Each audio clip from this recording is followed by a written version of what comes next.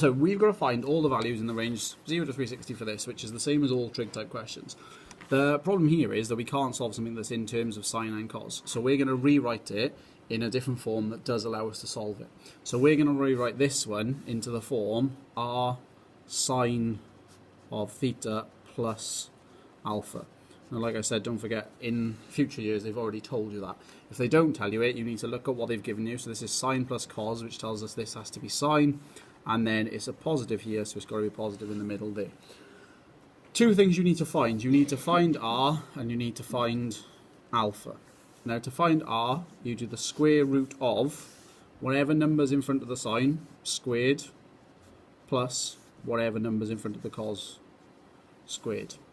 So r in that case becomes the square root of 17. And you can leave it as root 17. You don't need to work out that as a decimal. That is fine. Now for alpha, alpha is always tan to the minus 1 of whatever number's in front of cos divided by whatever number's in front of sine. So tan to the minus 1 of a quarter. You do need to find that. And obviously that comes to 14.04. Now the question asks you to give everything correct, or your answers correct to one decimal place. So if you round it to 2, that's going to be sufficient to obviously do that. Now what I can do is I can say that 4 sine theta plus cos theta is the same. That is the same as having the square root of 17 times by sine of theta plus, oh no, I haven't got a pen. Of theta plus 14.04. So what we've done is we've rewritten this in a form that allows us to solve it, because we've now only got one trig equation there. We've only got sine, we haven't got cos as well. So we'll come to the 2 now.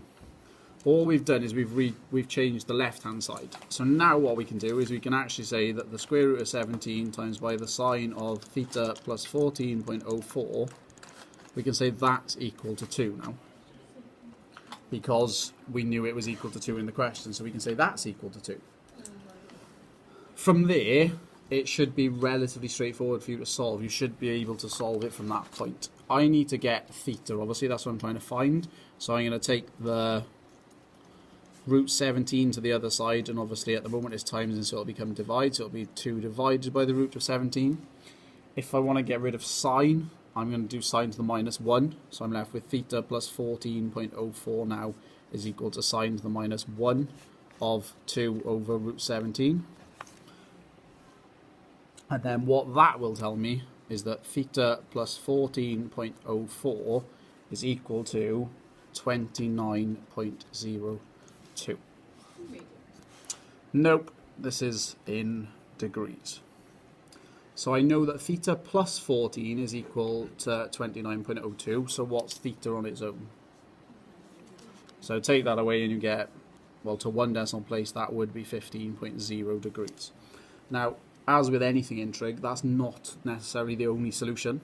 So we've got to look through and find out where else we would get a solution. Now, the angle we're going to put in here is this 29.02 we found. So we're going to put 29 in there, 29 in there. So that tells us that we've got 180 minus 29.